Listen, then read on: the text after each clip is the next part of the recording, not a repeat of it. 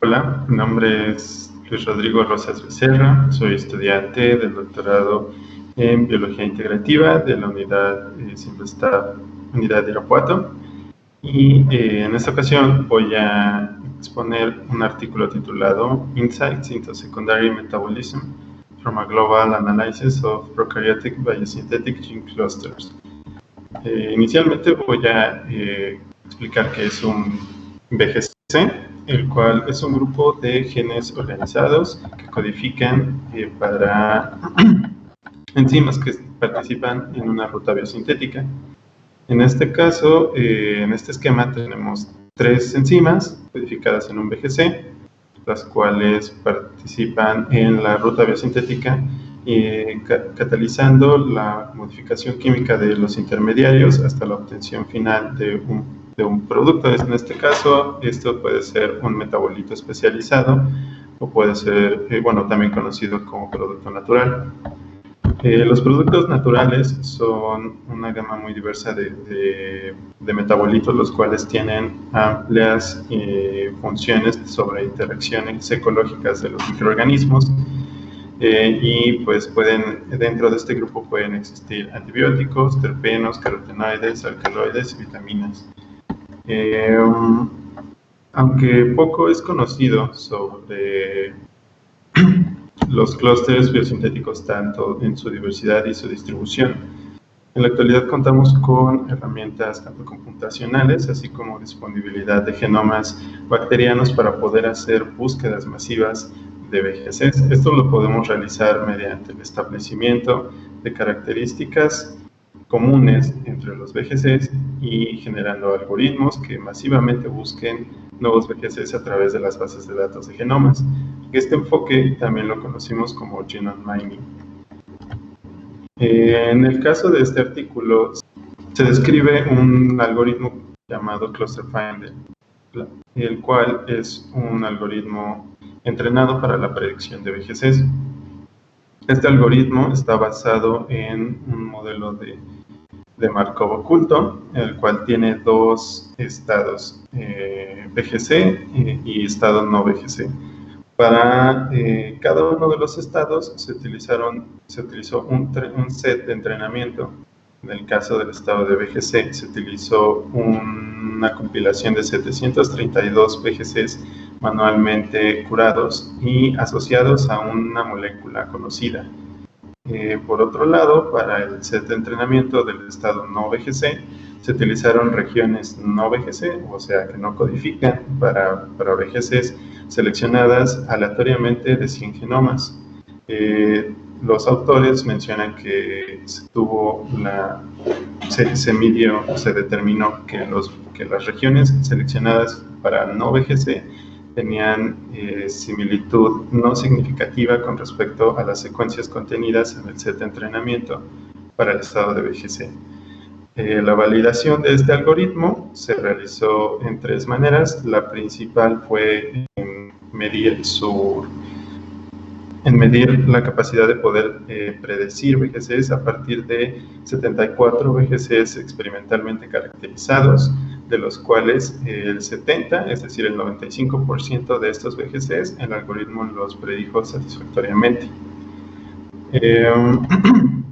Este algoritmo identifica VGCs, tanto no VGCs, es decir, regiones que no codifican para un VGC. Inicialmente lo que hace es escanear una secuencia de nucleótidos y la convierte en un string de dominios contiguos. Después asigna probabilidades a los dominios dependiendo de las frecuencias en las que estos dominios son observados, tanto en el set de entrenamiento de VGCs como en el set de entrenamiento de no VGCs. Una vez asignadas las probabilidades a cada dominio, entra al modelo de Markov oculto y se obtiene una probabilidad posterior. Esta probabilidad posterior asignada al string de dominios contiguos es comparada con un umbral de probabilidad en el cual si la probabilidad posterior obtenida supera este umbral, se asocia o se identifica como tal como un VGC y se identifican los genes que lo componen. Posteriormente, después de la detección de un VGC, se utiliza otro algoritmo que se llama anti-smash, el cual va a hacer una clasificación del tipo o de la familia de VGC que pertenecen a los VGCs de las predicciones. En este caso, Cluster Finder predijo 10.724 VGCs con alta confianza a partir de 1.154 genomas bacterianos. Con una versión extendida del algoritmo anti-smash se hizo la clasificación de los VGCs. Entonces, los VGCs son clasificados dependiendo del tipo de metabolito que están codificados para sintetizar. Se encontró que la distribución de los VGCs, tanto conocidos como no conocidos, en el cual principalmente los sacáridos son el grupo o la clase más grande y distribuida en los VGCs predichos. Con un análisis adicional, partiendo de los genomas bacterianos obtenidos, se determinó que incluso los sacáridos representan el 33%, están dentro del 33% de los genomas analizados y constituyen más de la mitad de los VGCs predichos. Y esto es debido a la importancia que tienen sacáridos, principalmente oligosacáridos de membrana, para la comunicación de las bacterias, ya sea entre ellas o con su medio ambiente. Para estudiar las relaciones que existen entre los VGC de una forma sistemática, se hizo un mapa global de VGCs. Esto es que se realizó una red de distancia entre los VGCs predichos por Cluster Finder, y para poder hacer esta red de distancia se hicieron medidas de distancia evolutiva. Estas medidas de distancia evolutiva fueron la materia prima para la construcción de la red.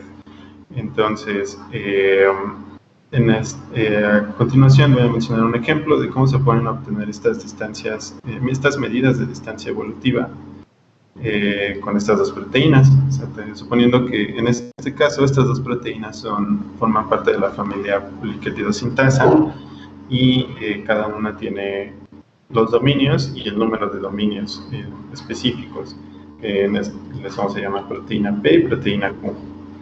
Entonces, la proteína, para las medidas de distancia evolutiva, primero es importante obtener el índice de Jaccard, el cual es una proporción para poder calcular los dominios compartidos entre dos proteínas diferentes.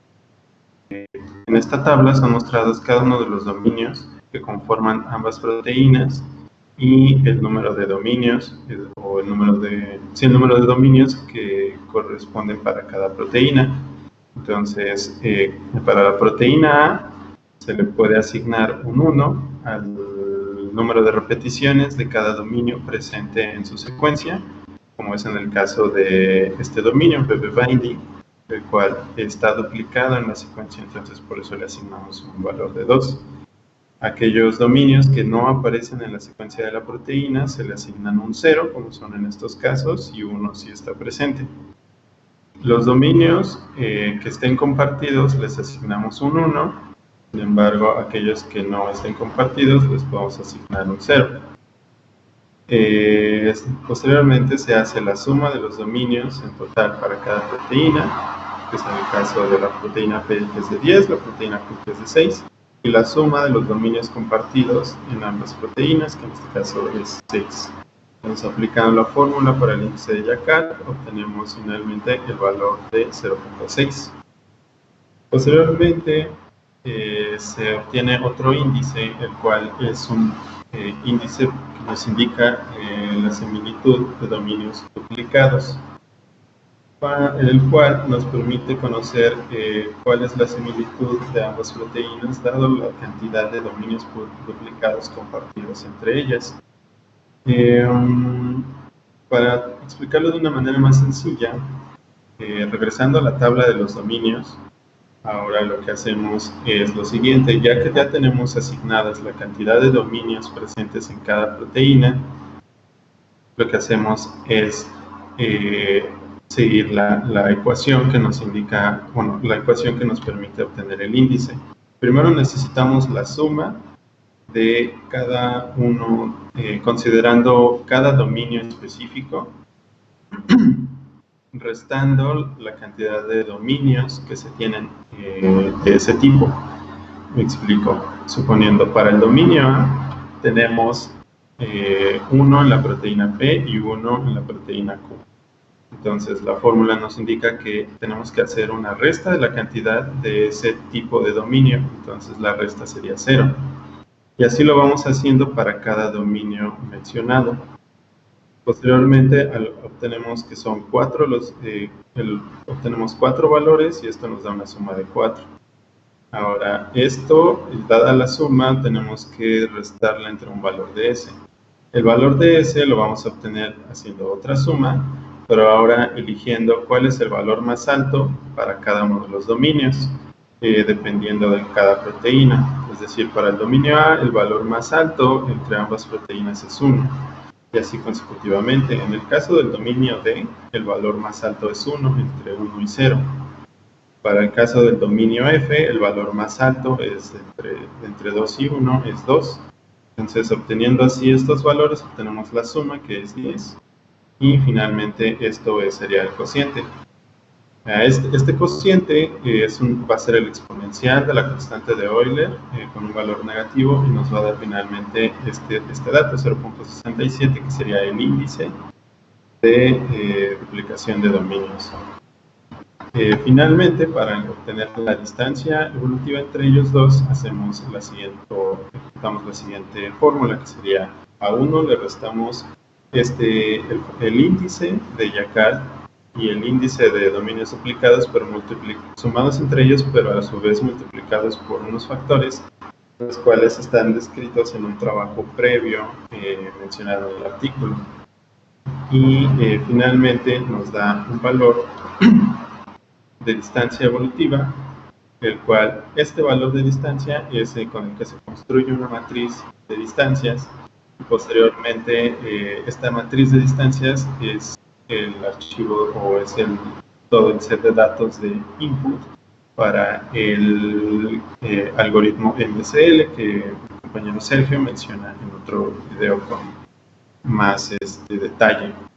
Pero bueno, dada la construcción de la red de distancia de VGCs, se puede, y ya una vez clusterizados los vértices pertenecientes a cada VGC, se les asigna, bueno, ya están asignadas las clases de los VGCs y podemos observar que las agrupaciones corresponden a las clases de los VGCs. Seguimos viendo un grupo de VGCs predichos bastante amplio con respecto a los eucáridos. Sin embargo, este enfoque también permitió demostrar que existe un clúster de VGCs en la posición nombrada como aril-polianos, en los cuales esto es novedoso, esto es lo más novedoso de este artículo por el hecho de que no se había utilizado este enfoque anteriormente y además se desconocía el hecho de que existiese un grupo tan diverso de metabolitos pobremente conocidos, los cuales son los ácidos carboxílicos aril-polianos. Entonces, en esta red se muestra que son numerosos y que están distribuidos en diferentes grupos bacterianos. Se analizó de una manera más profunda la composición de este clúster de aril-polianos, obteniendo finalmente 2 subfamilias, las cuales fueron clasificadas como subfamilia 1 y subfamilia 2. Hasta ese momento, en la familia 1 y en la familia 2, o subfamilia 1 y subfamilia 2, están siendo aproximadamente 811 VGCs, y dentro de ellos se observa la existencia de representantes de cada una de las subfamilias de microorganismos conocidos. En el caso de la subfamilia 1, Escherichia coli; en el caso de la subfamilia 2, Vibrio fluoleri. Se tiene el conocimiento de una subfamilia 3, la cual está también, fue encontrada en la red anterior, pero esta subfamilia 3 no fue asignada dada la red anterior, fue asignada mediante un estudio de dominios homólogos, en el cual se encontró que los dominios homólogos pertenecientes a esta subfamilia tienen relación evolutiva con la subfamilia 1 y la subfamilia 2, dando así que la familia de VGCs para los genes que sintetizan APEs son la familia más conocida de los metabolitos y distribuida en los organismos procarióticos. Ahora, se observa también que las moléculas que son sintetizadas por cada microorganismo elegido tienen un parentesco con moléculas ya descritas previamente con la subfamilia 3 y que estas están asociadas a protección de especies reactivas de oxígeno. Entonces, dado este conocimiento, se deciden a caracterizar experimentalmente la síntesis del producto que se puede llevar a cabo mediante el VGC específico para cada uno, tanto el VGC de Escherichia coli como el VGC de Vibrio fowleri. En este caso, podemos observar de manera muy sencilla el hecho de que si una bacteria es transformada o se le introduce un VGC proveniente de Vibrio, la coloración aumenta con respecto a la bacteria que no tiene el VGC. Así también se puede observar, por ejemplo, que en este caso, esta otra bacteria que tiene un VGC proveniente de Escherichia coli, también tiene una coloración aumentada con respecto a la bacteria que no lo tiene. Esto quiere decir, o de esta forma podemos asociar que los VGCs presentes en estas bacterias son los responsables de la producción de ese metabolito. Posteriormente se hizo un análisis para entender de manera más clara la distribución de estos VGCs que codifican para ácidos carboxílicos arilpolieno en el grupo de bacterias gram negativas. Se observa una distribución un tanto discontinua en este grupo, y esto es explicado al hecho de que si bien este VGC puede ser compartido en el grupo de bacterias gram negativas, es probable que estos VGCs hayan sido perdidos a lo largo de la evolución en algunos miembros de este grupo bacteriano. Sin embargo, es probable que los ancestros comunes hayan tenido este VGC. Esa es una explicación. Otra explicación de que la distribución sea discontinua es el hecho de un fenómeno biológico conocido como transferencia horizontal de genes, en el cual físicamente una bacteria de una especie puede transferir información genética a otra especie de bacterias, y la bacteria receptora integra esta información genética en su genoma y es por eso que lo pueden adquirir. Entonces, estas son las explicaciones por qué la distribución puede ser discontinua. Y también una explicación ahora al papel biológico de este VGC distribuido en este grupo de bacterias implica el hecho de que estas moléculas o las moléculas producidas por la familia APE son importantes biológicamente, ya que tienen un efecto protector contra especies reactivas de oxígeno. De hecho, se cree que estas moléculas, el papel protector de especies reactivas de oxígeno, lo llevan a cabo mediante la protección a la fotoexposición, como es en el caso de los carotenoides, y esto pues lo vemos por la similitud estructural que hay entre ellos. Entonces, a manera de conclusión, en este artículo, Cluster Finder es un algoritmo que detecta BCGs tanto de clases conocidas como desconocidas. Se demostró que existe un grupo de familias de VGCs grande y ampliamente distribuido que no había sido caracterizado, o se conocían VGCs que eran aislados entre ellos.